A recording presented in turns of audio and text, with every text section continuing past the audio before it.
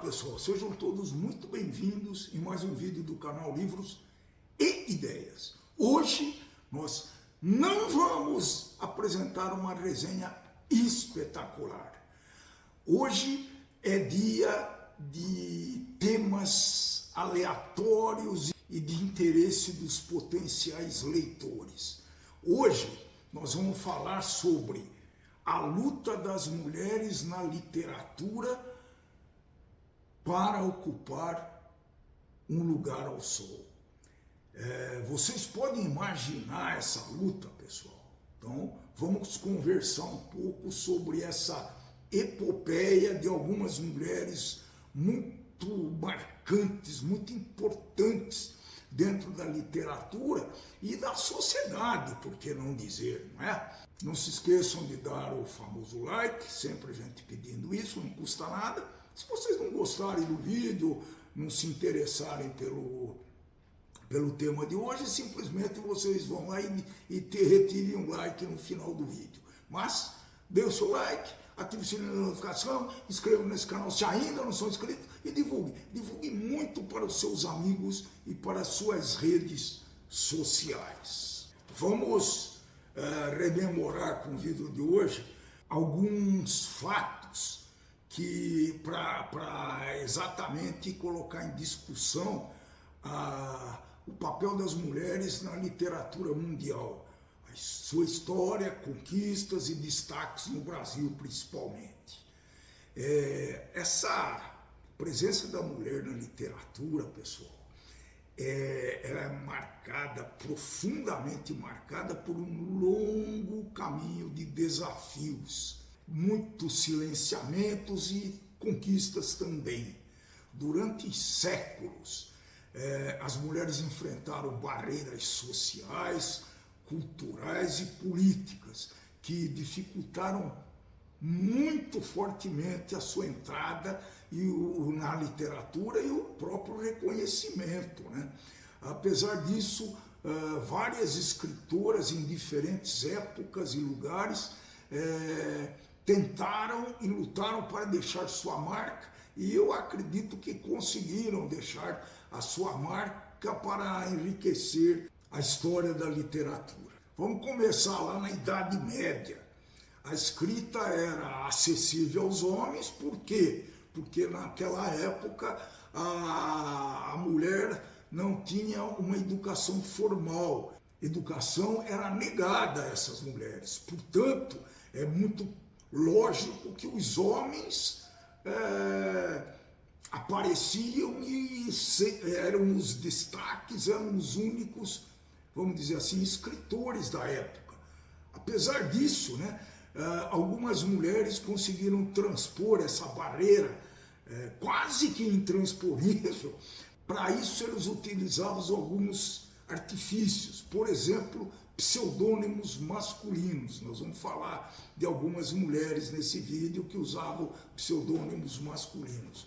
E algumas outras mantiveram as obras anônimas para evitar esse tipo de preconceito e retaliações, né?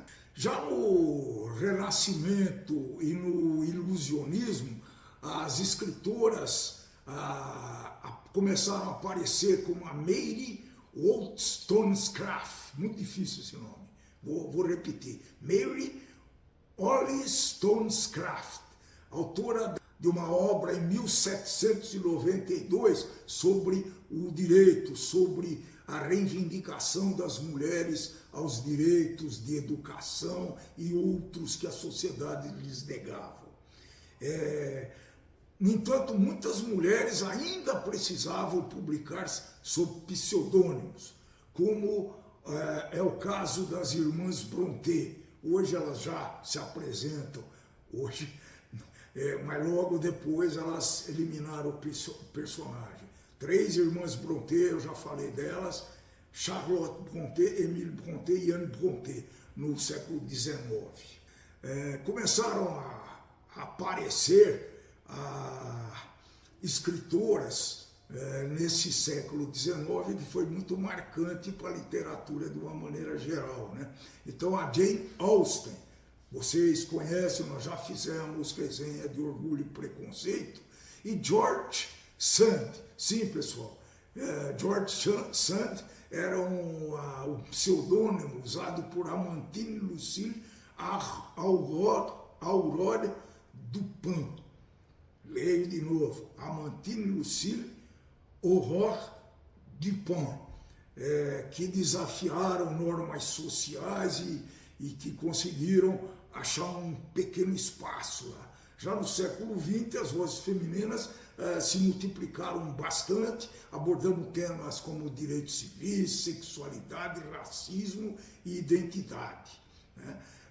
Virginia Woolf, com sua obra Um Teto Todo Seu, de 1929, e a nossa conhecida do canal já Simone de Beauvoir, autora do Segundo Sexo, também objeto de resenha desse canal. Elas foram pioneiras porque elas redefiniram o papel da mulher na literatura e na sociedade e influenciaram vários movimentos feministas, principalmente a Simone de Beauvoir. Outras escritoras, como Toni Morrison, com sua escrita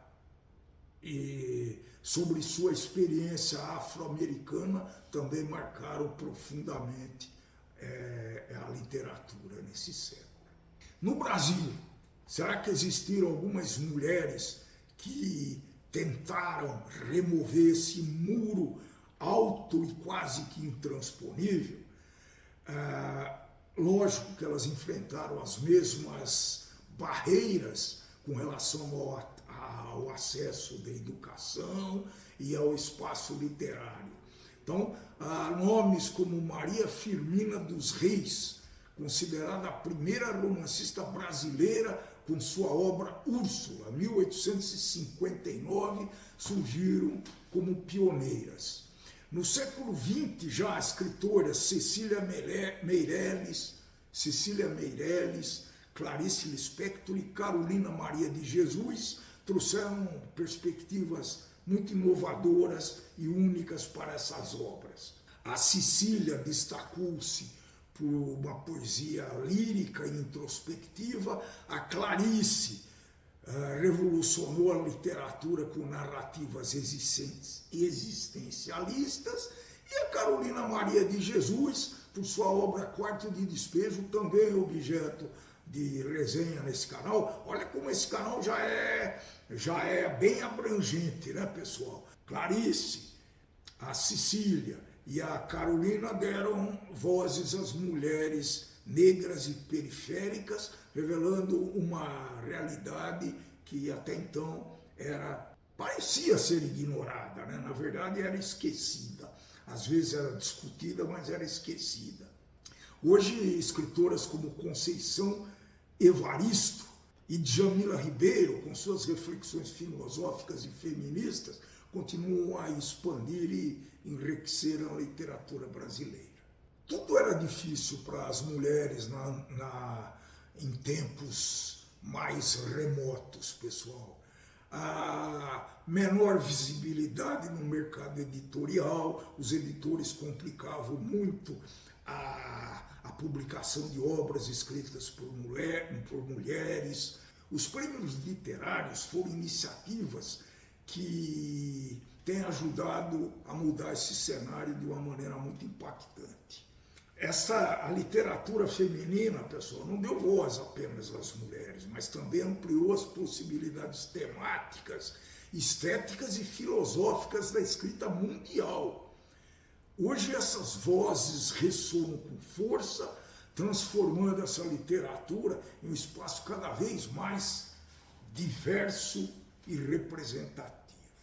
Eu não posso terminar essa luta das mulheres sem falar de duas escritoras brasileiras muito, muito relevantes. A primeira, pessoal, pasme, é a senhora Leandro Dupré.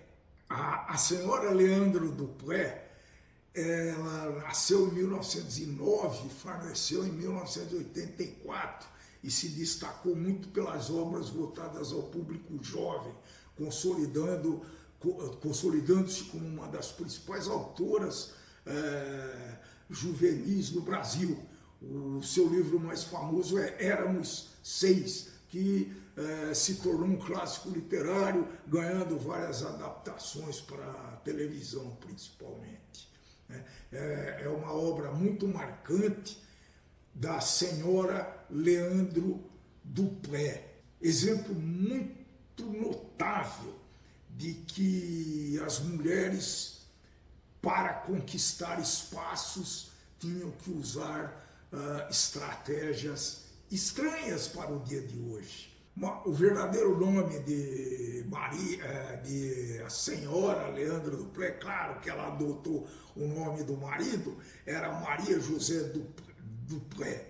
E como que era comum na época as mulheres serem identificadas pelo nome dos maridos, seja socialmente, seja em obras, seja em manifestações artísticas. Então, que bom que a Maria José Dupré se transformou de senhora Leandro Dupré nessa escritora muito famosa que conhecemos. Ainda hoje ela aparece em